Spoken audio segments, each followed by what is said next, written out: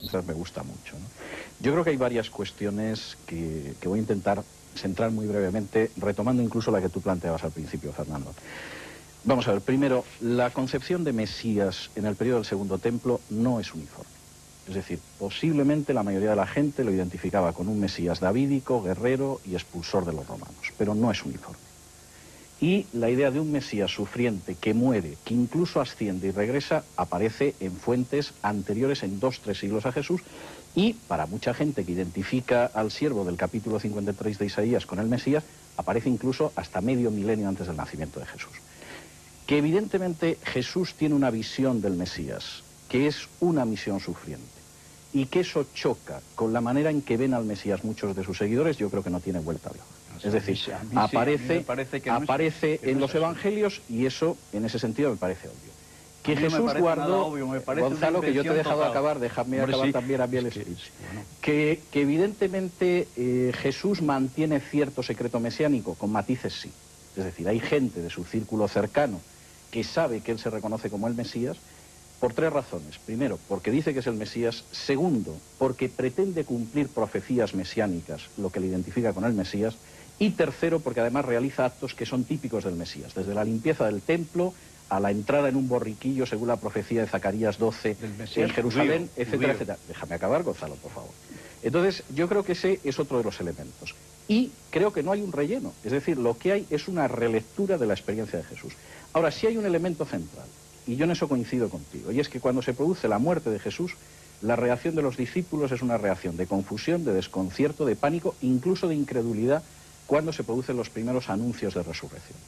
Cómo unos hombres que se esconden como conejos en la época de la Pascua, después de la ejecución pública de Jesús, al cabo de unos días confiesan que ese Jesús es Mesías, es el Hijo de Dios, y arriesgan su vida hasta el final, incluso como algunos de los que no creen en él, como es el caso de Santiago, o que son perseguidores como Pablo, cambian radicalmente, evidentemente es uno de los elementos centrales del cristianismo. Y ahí se produjo algo. Porque yo acepto que efectivamente la confusión, el miedo y la negativa es obvio. 2 brevísimas apostillas a 2 temas que han salido. Yo en principio no tengo ningún problema en aceptar que quizá el primer evangelio es el de Marcos. Esto es una teoría que tú abrazas, que hay mucha gente desde Vincent Taylor que sostiene, y que yo creo que puede ser verdad, pero puede no serlo. Por ejemplo, el hecho del papiro Tide, de Mateo, que hay que datar entre el 40 y el 50 por el tipo de escritura que tiene, es posiblemente un intento de volver a esa cuestión. Y una última cuestión, que era la que mencionabas tú, Fernando, y reanudo un poco y te devuelvo la pelota en el punto inicial. ¿Existió un elemento gnóstico en el cristianismo? Pues posiblemente desde el principio. Hay huellas de ello en el Nuevo Testamento, y además yo diría que hay un enfrentamiento beligerante con él. Por ejemplo, la primera carta de Juan no se puede entender nada más que como un intento de que no se utilice el Evangelio de Juan en clave gnóstica. Y es muy claro. Es decir, la forma en que va desgranando frases del Evangelio de Juan y dándoles la interpretación antinóstica. La epístola de Pablo a los Colosenses es un escrito antinóstico desde la primera línea hasta el último de los versículos. Muy tardío. Es decir, que en ese sentido, evidentemente, claro que hay un enfrentamiento con el gnosticismo, al que fundamentalmente yo diría que se le imputan algunos errores inaceptables para la comunidad judeocristiana primitiva. Como es, por ejemplo, el hecho de que sea para unos pocos, el hecho de que hable de un conocimiento limitado y el hecho de que de alguna manera relacione la figura de Jesús con mitos previos que yo diría que no son helenísticos, posiblemente tendríamos que ir a Mesopotamia. Entonces yo creo que la existencia de 2 comunidades, de las cuales una eran los escalones para llegar a los otros, históricamente no se puede sostener. El enfrentamiento yo creo que está desde las páginas del Nuevo Testamento. Bueno, Enrique Miguel Magdalena, pero os pido por favor más brevedad a todos, porque se nos han ido 15 minutos con 3 intervenciones. Si cada persona utiliza 5 minutos, hay una intervención por cabeza a lo largo de todo el programa. Enrique. No, yo creo que he sido breve. Sí, brevísimo, incluso más de la cuenta. Bueno, no, yo lo que quería decir es simplemente que me choca mucho que unos libros, como es la Biblia en general, ¿verdad?, que están escritos por mentes orientales y que yo creo que está latente, hay una mentalidad muy distinta de la nuestra occidental, estemos queriendo aplicar nuestra mentalidad occidental para entender esos libros. Yo creo que lo primero de todo que tendríamos que hacer es ver cómo era esa mentalidad, cómo realmente escribían ellos, qué sentido tenía lo que ellos escribían, y esto me parece a mí que es fundamentalmente esa idea que decía yo la vez anterior, de la imaginación, la fantasía, el uso del mito, que es algo inherente también al lenguaje humano, porque es un lenguaje muchas veces simbólico. Y por lo tanto tendríamos que encontrar en estos libros, más que estos análisis tan racionalistas, yo creo que lo que mismo que haríamos con el Dhammapada de Buda, por ejemplo, ¿verdad? Ver qué espíritu hay ahí, ver qué sentido vital, poético hay ahí, que yo creo que es lo que pretende un oriental, muy distinto de lo que pretendemos nosotros, que nosotros somos unos racionalistas a ultranza, y por lo tanto escribimos de otra manera completamente distinta. Incluso tanto planteamiento histórico racionalista, pues yo creo que desvirtúa muchas de las cosas que se intentan transmitir ahí, que yo digo que son cosas más bien vitales, poéticas, yo diría llenas de imaginación, llenas de sentido mítico, pero es un lenguaje, realmente, y lo único que tendríamos nosotros que hacer es vivir ese lenguaje. Y realmente, bueno, unos seguirían en la línea cristiana, otros no seguirían en la línea cristiana, pero yo creo que es fundamental el lenguaje oriental, bueno, que no es el occidental. Enseguida te paso la palabra, Luis, de tu intervención diciendo que te choca. A mí también me están chocando bastantes de las cosas que se están diciendo aquí, y sobre todo me chocan mucho dos cosas. Primero, lo que has dicho tú referido a la frase de San Pablo de que si Jesús no resucitó, vana es nuestra fe. A mí me choca extraordinariamente que una persona, para adherirse a una doctrina, ya sea religiosa, ya sea filosófica, ya sea política, tenga que recurrir a un milagro. Flaca fe, me parece esa. Me parece una fe mucho más honda, mucho más fundamentada, aquella que se basa en el mensaje y no en determinadas operaciones que podríamos calificar un poco malévolamente de prestidigitación. En segundo lugar, me choca también extraordinariamente que para discutir todo esto estemos una y otra vez refiriéndonos, pues casi como única fuente, a lo que es el Nuevo Testamento, cuando los textos que están incluidos en el Nuevo Testamento merecen dudosa credibilidad, porque las personas que los escribieron fueron jueces y parte, porque fueron textos escritos en la mayor parte de ellos muchísimo tiempo después de los hechos a los que se refieren, porque no fueron ni siquiera textos biográficos, eran textos para ser discutidos en el seno de las comunidades cristianas del Mediterráneo en aquellos siglos, y porque luego se han visto sometidos, aparte de las traiciones, traducciones a las que tú te referías el otro día, Fernando, a toda clase de manipulaciones, extrapolaciones, etcétera, etcétera. Bueno, dicho esto, me parece que muy sencillo quería decir algo. Dos cosas. Y luego tú, César, por favor. Una, realmente la fe, claro, la fe no es la creencia, ni es la convicción. Desde luego, si la persona en que creemos, como Jesús el Cristo, Jesús histórico y el Cristo metahistórico, se lo ha tragado la historia, como a cualquier otro personaje, vana es nuestra fe, ¿eh? Ahí la fe abre por eso se tiene fe o no se tiene, es sí o no, es una verité de fe, como de hecho, una verdad de hecho. Pero Luis, yo podría ser cristiano aunque Jesucristo no hubiera resucitado, caso de que la doctrina cristiana me convenciera. No necesito de la resurrección. No, porque es que entonces la doctrina cristiana, ¿qué crédito tiene? Tiene el crédito pragmático de que libera a los oprimidos, nada más, como puede tener la de Marx.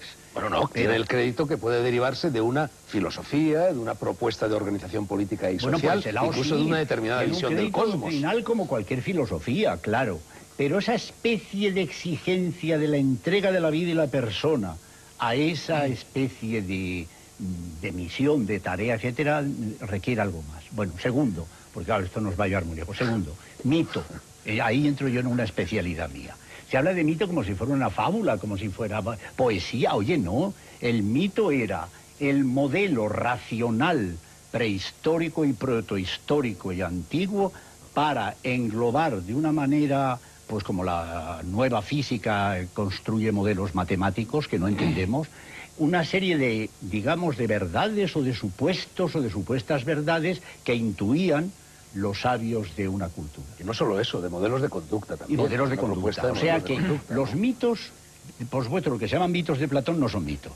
Son alegorías o son explanaciones. El mitos es narración. Narración. El logos es razonamiento. Sí, pero el mito es una narración, porque también la leyenda es narración, también la fábula es narración. Es otro tipo de lenguaje. También la novela, la saga es narración. El mito pretende, por lo menos en los pueblos tribales, pretende ser la condensación de una concepción del mundo fundamental de la cual derivan toda su ética y todo su estar en el mundo. Y en ese sentido sí que se puede decir que Cristo es un mito. pero en el sentido más noble de la palabra, ¿verdad? Pero no como si fuera fabuloso. Bueno, ya en el Cristo mítico yo creo que estamos todos de acuerdo en que hay un Cristo mítico. En lo que ya no estamos todos tan de acuerdo es en lo relativo al Jesús histórico. El eslabón. Claro, el eslabón entre el Cristo y Jesús. Y pasa con todo. Tenemos, por ejemplo, un diamante. Un diamante es un carbono puro, lo que sea. Pero se le rodea, se le inviste de valor y de significado, y hasta de significado legendario, el coinor o el tal, y entonces se convierte en un mito. O sea, en la teoría del conocimiento humana, en todo, maderas nobles, personajes nobles, tal, es una realidad física investida de función, de significado y de valor, que es lo que hace el lenguaje y lo que hace... Y desde ese punto de vista, y lo ha señalado también Campbell, es dramática la desaparición de mitos en la edad contemporánea, porque el niño y el adolescente necesitan mitos para forjar su carácter, para forjar su conducta, y al no tenerlos, al haberlos desposeído de los mitos de la historia sagrada, se agarran a cualquier cosa, a Schwarzenegger, al Che Guevara, a Michael Jackson o al mismísimo Hitler. Es que yo creo que naturalmente el lenguaje analógico, que es en el fondo lo que es un mito, es insuprimible. Claro. Es decir, que quedaría mutilada la capacidad expresiva del ser humano si se eliminase la forma analógica de pensar, que es una forma simbolizante.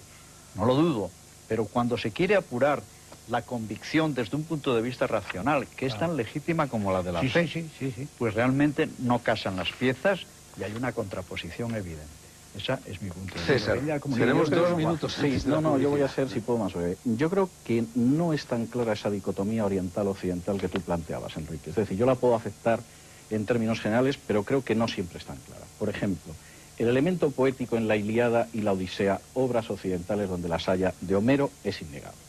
Y por el contrario, y en ese sentido el judaísmo, a mi juicio, es un gran cañamazo del que luego sale el cristianismo y más lejanamente el islam, pretende que no está contando algo poético, sino que algo ha sucedido en la historia. Es decir, la fe de Israel es el anuncio de que se produjo la liberación de Egipto, eso se repercute en la liturgia y se supone que anuncia la llegada de otro hecho que será en la historia, que es la llegada del Mesías. Esto quiere decir que de entrada, luego se puede discutir si esas fuentes históricas son más o menos exactas, se acercan más o no. Pero lo cierto es que lo que se pretende es narrar historia, interpretar la historia pasada, vivirla presente a esa luz y a la luz de la historia que se va a producir. No vivir en una sucesión mítica, que es otro tipo de lenguaje al que yo le reconozco méritos, pero que creo que no es el caso de los judíos ni el caso de los evangelios, sobre los que como fuentes históricas, como te imaginarás, Fernando, tengo una idea bastante mejor. De ahí que, por ejemplo, la referencia de Pablo en el capítulo 15 de la primera epístola de los Corintios, diciendo que si la resurrección no se produjo, la fe es vana, tiene una enorme lógica. Quizá no tiene tanta lógica para muchos de los hombres y mujeres del siglo XXI, pero sí tiene una enorme lógica desde el punto de vista de una fe histórica que nace del judaísmo y que además pretende que es el cumplimiento del judaísmo. Y es que si efectivamente eso se produjo en la historia, no cabe la menor duda de que la predicación de Jesús y de aquellos que han aprendido de Jesús y transmiten esa enseñanza es esencial. Y si aquello no se produjo en la historia, posiblemente nosotros, imbuidos del pensamiento mítico clásico, nos puede parecer que uno puede seguir a Jesús como un maestro, como nos puede inspirar Buda o el Mahatma Gandhi. Pero desde el punto de vista del cristianismo primitivo, eso es un absurdo, porque ya está desvinculado, se ha roto el eslabón que une con la historia. Y en ese sentido, la pregunta de Fernando a mí me parece lógica, es decir, el hombre del siglo XXI, y la respuesta de Tolstoy, por ejemplo, sería: yo no creo en la resurrección y soy cristiano, es decir, soy un hombre que puede abrazar el cristianismo de esa manera, sobre todo como enseñanza ética. La respuesta de los primeros cristianos sería todo lo contrario, es decir, no estamos refiriendo mitos, y por cierto, ese es un término utilizado por Pablo en un sentido negativo en algunas de sus epístolas, sino que realmente lo que nosotros estamos refiriendo es una realidad.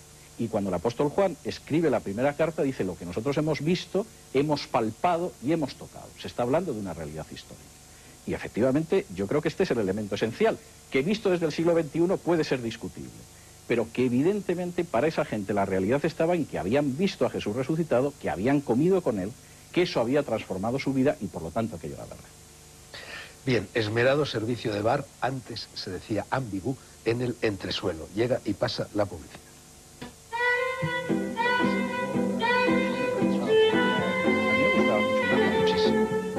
Segunda parte de Negro sobre Blanco. Tenemos aún casi media hora para seguir dando vueltas alrededor de un tema eterno: Jesús de Galilea y cuanto de él se ha derivado. Ya saben que nos acompañan José Antonio Martínez Puche, Luis Cencillo, Enrique Miret Madalena, Gonzalo Puente Ojea, Fernando de Orbaneja y César Vidal. Y era Enrique Miret Madalena el que antes de la publicidad tenía levantada la mano para decir algo. Sí. Enrique, no, yo quería simplemente insistir en lo que había indicado yo y que en alguna manera no está de acuerdo y en otra forma sí está de acuerdo respecto a esa diferencia de mentalidades oriental y occidental. Pero yo creo que es evidente que la forma de escribir historia de un oriental, como es lo que se escribió en la Biblia, es muy distinta de la manera como se escribe la historia, por ejemplo, en el mundo romano, o, no digamos, la historia que se escribe hoy en día.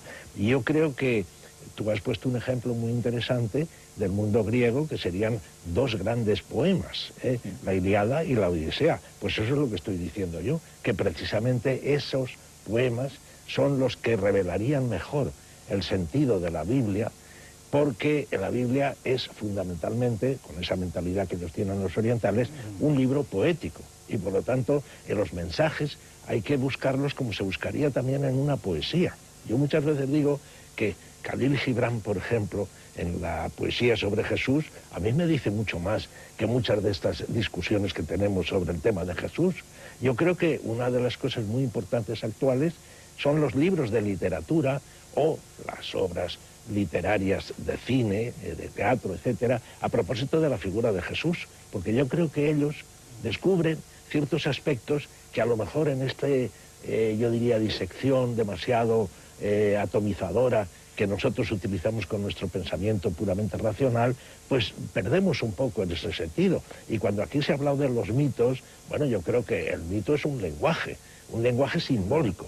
Mircea Eliade es una de las cosas que más ha desarrollado precisamente esta idea, y yo creo que también tendríamos que entender mucho de lo que está en la Biblia a propósito de este lenguaje, que no es el lenguaje puramente racionalista, sino un lenguaje simbólico, y por lo tanto un lenguaje que es estimable y que no se aparta de una realidad, sino que es otra manera de hablar de esa realidad que muchas veces no podemos hablar de otra forma. Bueno, pero la diferencia entre la Biblia y la Ilíada es que en la Ilíada, además de utilizar un lenguaje poético, Troya, como demostró Schliemann, estaba donde la Ilíada y es que muchas de las... Y no todo lo que dice la Biblia se ha demostrado históricamente. Ni todo lo que dice la Ilíada y la Odisea tampoco.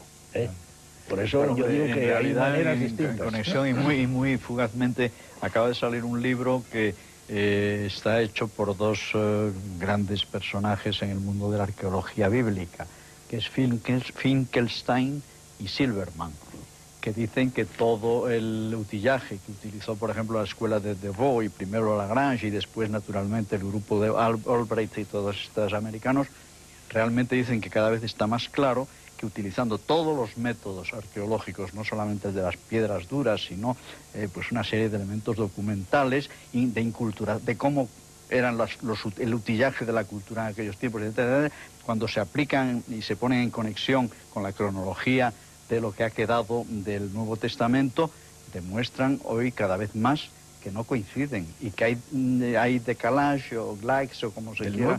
Es decir, desplazamientos cronológicos de 300 y pico de años. Cuando se sitúa esto desde la más temprana edad del bronce hasta edad del hierro 1 y 2, pues resulta que ahí hay un decalaje del orden casi pues de 1000 años. Es decir, que hoy día ya la arqueología bíblica está revolucionando totalmente las presuntas pruebas de que el relato, sobre todo en la parte histórica, del Antiguo Testamento, los libros históricos sobre todo a partir de los patriarcas, que se ponen cada vez más en duda su existencia, empezando por Abraham, cada vez están más en disonancia con las excavaciones, con los elementos fácticos que los arqueólogos van descubriendo, etc. Bien, no nos ramifiquemos, porque ahí ha habido una ramificación más, la arqueología. Sí. Fernando Orbaneja quería formularos una pregunta a todos, no sé cuál es. Pues yo, con permiso de Fernando, puesto que no soy el moderador, me gustaría hacer una pregunta a todos. ¿Cómo es posible que un Dios todopoderoso no se le haya ocurrido otra cosa que sacrificar a su propio hijo, que es el mismo, para salvar o redimir a una humanidad que él mismo ha creado? Esto es incomprensible totalmente. Esa idea viene porque de se le podría haber ocurrido otras ideas mucho mejores. Claro. Y menos sangrientas y menos crueles. Esa idea viene de San Anselmo, y a partir de entonces cuando se ha dicho eso de la víctima y tal, no. Jesús viene a reformar la religión. Ya está en Pablo. Sí. Ya está Y en en los Pablo, evangelios. claramente. Pero no como fundamental. Ahora, Anselmo lo amplificó. Claro, Porque claro. le dio un carácter forense que quizás Claro, estaba menos ese señalado carácter en Pablo.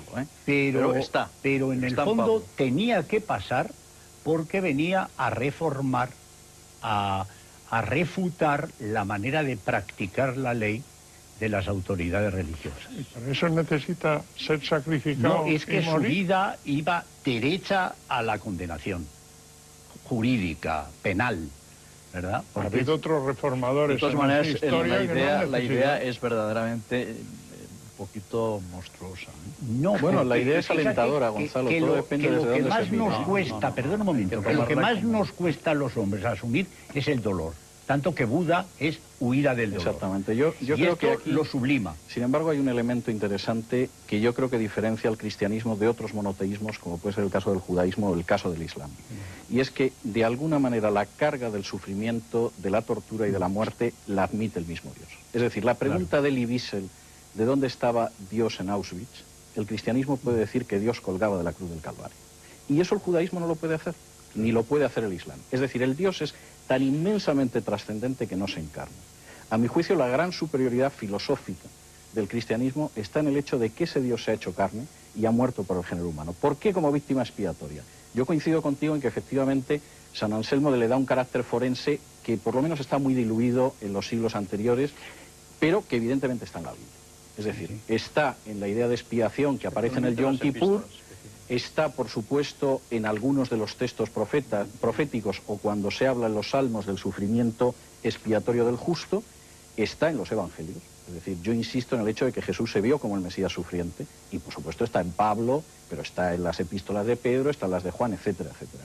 Es decir, la idea de que el ser humano es incapaz por sus propios medios de salvarse y Dios se encarna y muere por él en la cruz para ofrecerle la vía de salvación. Lo cual a mí me parece sublime, pero comprendo que se pueda hacer de salvarse incluso no eternamente, sino en este mundo del dolor ese es otro cotidiano. elemento. Exactamente. Pero César, eso es común a otros muchos héroes de las caras del Mediterráneo en ese momento, lo de morir para redimir al género Pero humano. es que así se puede decir que es un arquetipo que Claro, se es un arquetipo que se repite en todos.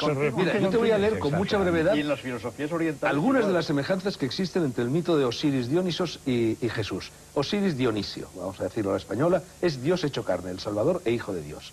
Su padre es Dios, estoy hablando de Osiris y de Dionisio. Su padre es Dios y su madre es una virgen mortal. Nace en una cueva o en un humilde establo el 25 de diciembre ante 3 pastores. Ofrece a sus seguidores la oportunidad de nacer de nuevo por medio de los ritos del bautismo. Convierte de forma milagrosa el agua en vino en una ceremonia nupcial.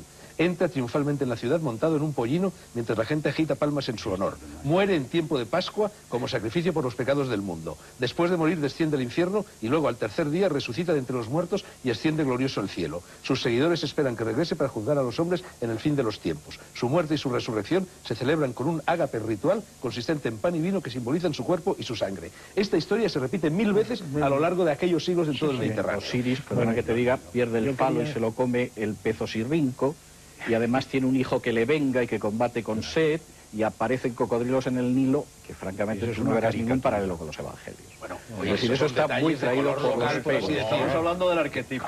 Y por otro lado, evidentemente la idea del 25 de diciembre, yo no creo que nadie sostenga que fue la fecha del nacimiento de Jesús. Ni aparece en los evangelios. Era una Iglesia lo sostiene. originariamente. Lo ha sostenido durante 2000 años. Ha habido durante años que pensó que era el 6 de enero. Era una fiesta herética Exactamente, exactamente. Era del emperador. La Iglesia ortodoxa celebraba el 6 de enero, pero hay que ver la cantidad de bofetadas que hubo a cuenta del cambio. Eso es muy tardío, La fiesta del efectivamente. solsticio de invierno Claro, y punto. Sí, pero eso es muy tardío, Eran Fernando. las fiestas saturnales. Claro. Pero pensar que cristianizó, Marcos y Mateo y Lucas conocían esta literatura helenística es mucho pensar, es mucho suponer una cultura en gente que eran pobres pescadores. Pero que no Pablo sabían sí más. la conocía. Pablo la conocía. Bueno, Pablo Pablo, claro, es que esa bueno, es una pregunta. vamos a ver. ¿El cristiano que hoy día cree que vive en el seno del cristianismo está viviendo en el seno del cristianismo o del paulismo? ¿De dónde viene Pablo? Paulismo. Pues, oye, perdona, viene sobre del eso, judaísmo, no, evidentemente, pues del judaísmo. sobre eso hay discusión. Es decir, la idea de que Pablo es un judío helenista, se ha repetido mucho. Pero Pablo, en realidad, ¿qué es? Es un fariseo que estudia en Jerusalén desde muy joven y a los pies de Gamaliel, que es una rama moderada de los fariseos, en absoluto helenista. Y de hecho hay un libro que me parece magnífico, que además no está traducido al castellano, de Martin Hengel, que es The Pre-Christian Paul, el Pablo precristiano. A mí me parece magnífico. Hengel en general me parece muy bueno. A mí me parece bueno el de Maccabi.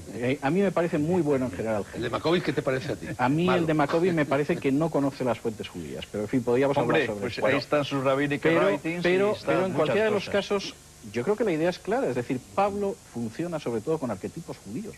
Es decir, Pablo cita del Antiguo Testamento en sus epístolas del orden de 800 veces.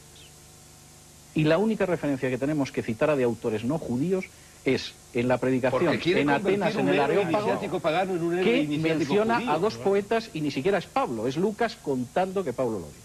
Entonces un personaje que efectivamente utiliza 800 veces el Antiguo Testamento, que no utiliza en sus cartas jamás que era necesario, autores paganos, para él era indispensable. Era indispensable. Oye, pero es que no han existido Bullman, Litzman, Loisy, etcétera, para ti no han existido. No, para mí eso es naftalina. Es que ese es el problema. Claro, ese es el problema. Que en estos momentos mantenerse en Bullman con los post-bullmanianos... César, me acabas de llamar naftalina. A mí naftalina me llama, a mí me parece naftalina lo de Hegel. A mí Bullman me huele a naftalina. Estamos hablando de 1920. Se ha hecho una pregunta a todos, ¿no? La pregunta que yo has quiero hecho... contestar a Orbaneja. Enrique tiene derecho a contestar a la pregunta que ha formulado. Tiene derecho a contestar todo. Yo voy a decir una cosa que no sé si va a escandalizar aquí a todos, ¿verdad? Y es la siguiente. A mí me parece, después de los estudios que ha hecho Girard, por ejemplo, y una serie de teólogos como Sesbue, etcétera, etcétera, creo yo que esta idea sacrificial a propósito de Jesucristo y que está tan clara en San Anselmo, por supuesto, y que no está nada clara en toda la teología oriental cristiana, yo creo que es un replanteamiento falso que hemos hecho de lo que es Jesús y de lo que ha pasado allí en Jesús.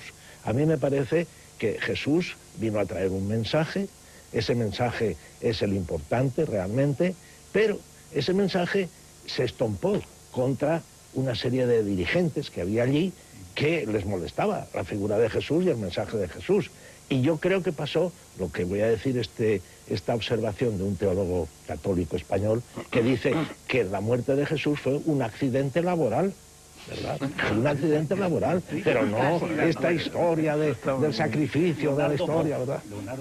Estaba en los gajes del oficio de la cristología de Montes y González Carvajal. También José Antonio respuesta personal. La siguiente, que tanto el judaísmo, que es la base, que es la raíz, el tronco del cristianismo, dice San Pablo que es como el olivo y casi el olivo silvestre, el cristianismo, el olivaster, están concebidos más que como religión, como el cristianismo, como tipo de vida, como modo de vivir, de enfocar la vida. Entonces, Cristo, por ejemplo, se queja del cultualismo de los fariseos, que lo reducen todo a culto cuando la vida no responde, y los pone en ridículo ante el pueblo por eso. Entonces, Cristo, ¿qué es lo que viene a traer?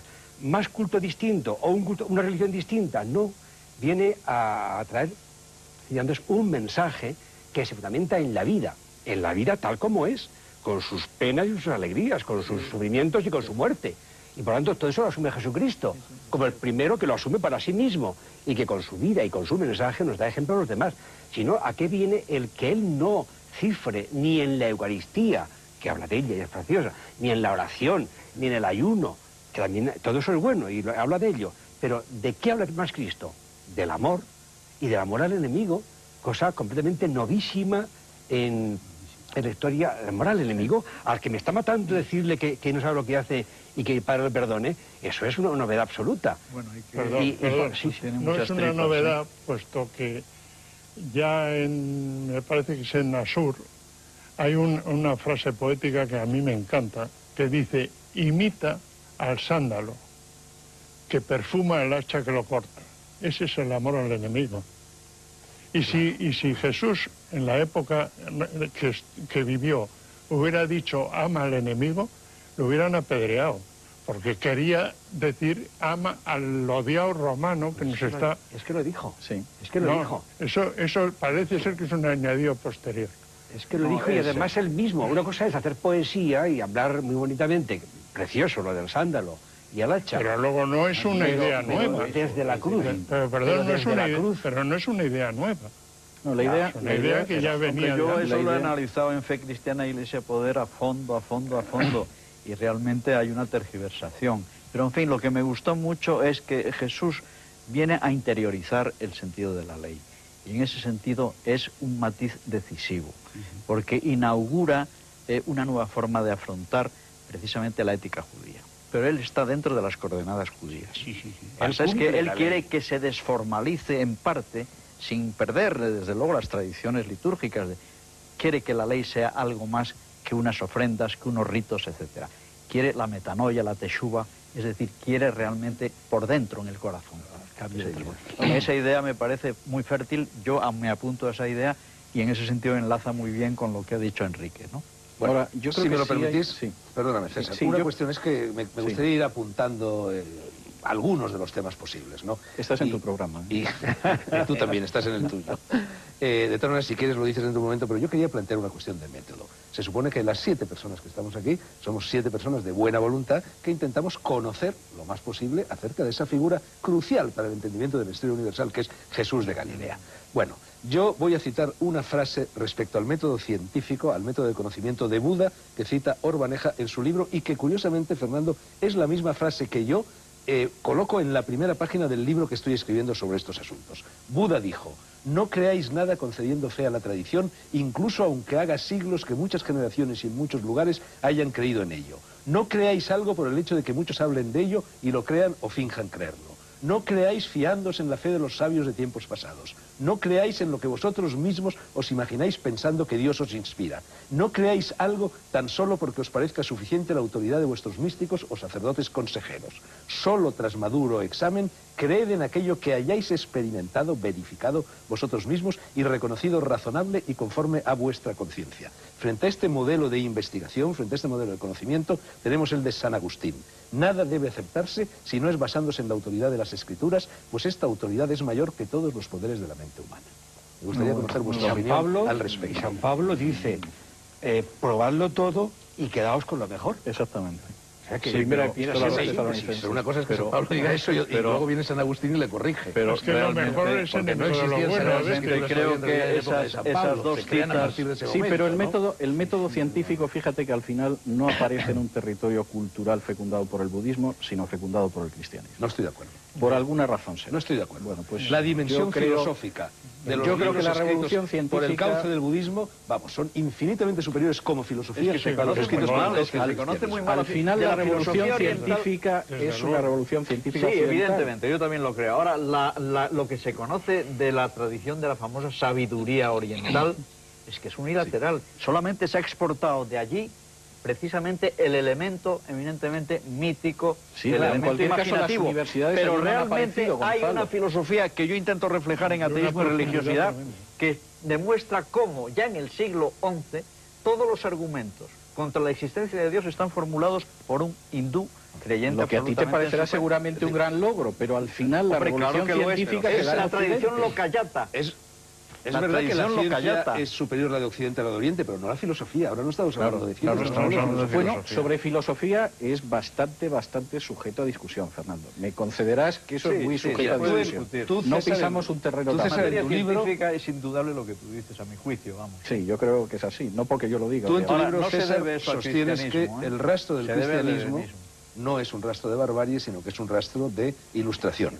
Hay personas que creen lo contrario. Yo creo que hay elementos de barbarie, como puede ser, por ejemplo, sin duda. Ahí estamos de acuerdo. Y creo que al mismo tiempo hay elementos de progreso que finalmente no se dan en otras culturas. Que el balance es abiertamente positivo. Incluso te planteas, me parece que es en las últimas páginas del libro, ¿qué hubiera sido del mundo si no hubiera existido el cristianismo? Brevemente, pues yo te digo, por lo pronto, si no hubiera existido el cristianismo, no hubiéramos tenido ni comunismo ni capitalismo, para empezar. Pero me gustaría decirte yo no estoy muy seguro, algo de lo que seguramente dicen a lo mejor tampoco tendríamos dos, luz eléctrica, ¿no? Estos dos investigadores... Eso viene de los griegos, eso no viene del cristianismo. Pero si los chinos lo habían inventado ya, y los chinos sabían ya mucho. Pero los griegos nos han llegado porque se salvó en los monasterios medievales. El Tao chino está mucho más cerca del espíritu de la cosmología actual que todo lo que hay en las Si los monasterios medievales ni sabríamos ahora mismo quién era Cismón. Hombre, tú te limitas a una función transmisora. Es lógico, si ellos tenían todo, también tenían los manuscritos. Claro. Los investigadores en este libro, y es ya lo último que digo y el último tema de discusión que propongo, dicen: al igual que el comunismo, el cristianismo empezó con un mensaje de libertad e igualdad, pero terminó creando un régimen autoritario y despótico. Pone luego los ejemplos de China y la Revolución Cultural, Camboya, etc. Y luego, refiriéndose a lo que hizo el cristianismo en los primeros siglos de nuestra era, dice: del mismo modo, 15 siglos antes, fanáticos monjes cristianos llevaron a cabo una revolución cultural que arrasó las maravillas y los logros antiguos del paganismo e hizo que la civilización occidental retrocediera 1000 años. La absurda destrucción de nuestro acervo pagano es la mayor tragedia de la historia del mundo occidental. Es difícil de comprender la magnitud de la pérdida. Sigue, y luego dice: los antiguos habían construido las pirámides y el Partenón, pero después de unos cuantos siglos de cristianismo, en muchos lugares de Europa, la gente había olvidado cómo se construían casas de ladrillo. En el siglo I a.C., Posidonio había creado un hermoso modelo giratorio del sistema solar que representaba fielmente las órbitas de los planetas. A finales del siglo IV después de Cristo, era un sacrilegio no creer que Dios colocaba las estrellas en el cielo todas las noches. En el siglo III a.C., el estudioso alejandrino Eratóstenes había calculado correctamente la circunferencia de la Tierra con un escaso margen de error, pero ahora se consideraba una herejía no creer que la Tierra era plana. Nos hicimos, ellos, la siguiente pregunta: si el paganismo era tan primitivo y el cristianismo literalista es la única religión verdadera, ¿por qué fue sustituida la civilización pagana por los 1000 años que acertadamente llamamos la edad de las tinieblas?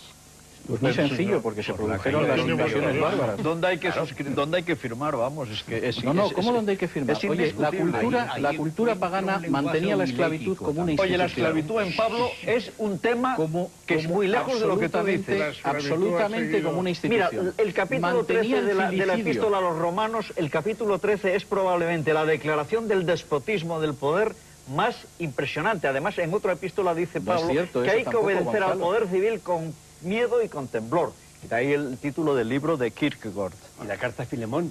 Exactamente. Pero si le dice a los esclavos: obedeced a vuestros amos y acatarlos. La cultura clásica... Por favor, pero decir que hay feminismo en Pablo y que hay antiesclavismo en Pablo es una deformación. Gonzalo, el mundo romano que conoce Pablo tenía un 4% de familias donde había más de una hija. Y en excavaciones arqueológicas lo que aparecen sobre todo son criaturas abandonadas, en su mayor parte mujeres. Quien acaba con eso precisamente es el cristiano. Ese no es el tema de la esclavitud. Hombre, es el tema de la esclavitud y es el tema, por ejemplo, de la exposición de niños recién nacidos, que tenía la cultura clásica, como tenía la crucifixión, como tenía los combates de gladiadores y como tenía la ejecución masiva de esclavos y de presos de guerra. Y quien acaba con eso es el cristiano. César, tú en la página 14... No idealicemos, por favor, el mundo clásico. Eso era maravilloso. La filosofía griega, desde Aristóteles en adelante, acaba también con eso. Aristóteles dice claramente que los esclavos son esclavos porque son inferiores. No. Bueno, y que hay naciones que están destinadas a ser esclavas porque son inferiores. Pero la ética... Y eso lo suscribiría Hitler, pero no San Pablo. Hombre, es que lo que hace en el Imperio Romano el cristianismo es precisamente consagrar el Imperio Romano como una realidad indiscutible. Dice que pues los es discutible eso también. Que los planetas están movidos cada uno por un horistón, que es una especie de ángel, ¿eh? No pongamos a Aristóteles como si fuera... No, Aristóteles tenía sus problemas. Es decir, es muy complejo una época por otra. Sí. A mí me parece que en ese libro que acaba precisamente la esclavitud acaba hace caricaturas con el cristianismo. Positivas y negativas. Luis, no sé, por ejemplo, César Vidal, y estamos ya fuera de tiempo, pero tú dices, César, en la página 14, dices: el legado de Roma no quedó del todo aniquilado por los bárbaros en virtud de la colaboración prestada por los perseguidos cristianos. Claro, ¿no? Si los bárbaros eran cristianos también. Los bárbaros en algún caso eran cristianos en un momento determinado y en otros casos y luego dices, en la segunda parte nos acercaremos a la manera en que el cristianismo... Efectivamente. Atila, por ejemplo, no era cristiano. En la segunda parte nos acercaremos a la manera en que el cristianismo no solo salvó la cultura clásica durante la Edad Media, sino que incluso sentó las bases una y otra vez de una cultura común europea. Bueno, yo creo que eso no lo hicieron los cristianos, lo hicieron en todo caso los árabes, los judíos y los cristianos españoles en la Escuela de Traductores de Toledo. Y los propios llamados... Y los bárbaros cristianizados hacen eso. El Renacimiento fue una recuperación... Bueno, cristianizados, helenizados y romanizados. Helenizados y romanizados. Inevitablemente, claro, no había otra forma. Es decir, el Renacimiento... Si querías pintar a tu prima, tenías que darle la forma de la Virgen María, porque si no, no te financiaban el cuadro. Sin una referencia al cristianismo. Es decir, Erasmo empieza con un texto crítico del griego del Nuevo Testamento. Pero sí, ya se sabe que el eso es así. No se puede saltar. Y el elogio de la locura y los adagios de Erasmo son libros de crítica cristiana. Bueno, dentro de un año, no aceptarlo, cuando llegue la próxima Semana Santa, os emplazo a todos y seguimos con la conversación. Como don Juan Tenorio y el comentario. El que da lo que tiene, no tiene por qué dar más. Hemos consumido ya todos y cada uno de los minutos de la segunda entrega de Negro sobre Blanco, dedicada a Jesús de Galilea. El debate que hoy hemos mantenido y el que mantuvimos la semana pasada empezó hace aproximadamente 2000 años en la tierra de Canaán, y es posible que dentro de 2000 años, si antes no se extingue el mundo con o sin parusía y juicio final, sigan nuestros semejantes, que a lo peor ya no lo serán, devanándose los sesos acerca de los misterios de Jesús. Pero no seré yo quien modere activamente ese debate, ni intervendrán en él José Antonio Martínez Puche, Luis Cencillo, Enrique Miret Madalena, Gonzalo Puente Ojea, Fernando de Orbaneja y César Vidal, a no ser que lo hagamos todos por vía de reencarnación. A los 6 mi gratitud, gracias también a todos ustedes, pásenlo bien durante la semana de Pascuas, que ahora empieza, pero dediquen también un ratito a la reflexión, a la meditación y, por supuesto, a la lectura. El próximo domingo reapareceremos, resucitaremos en sus pantallas. Buenas noches.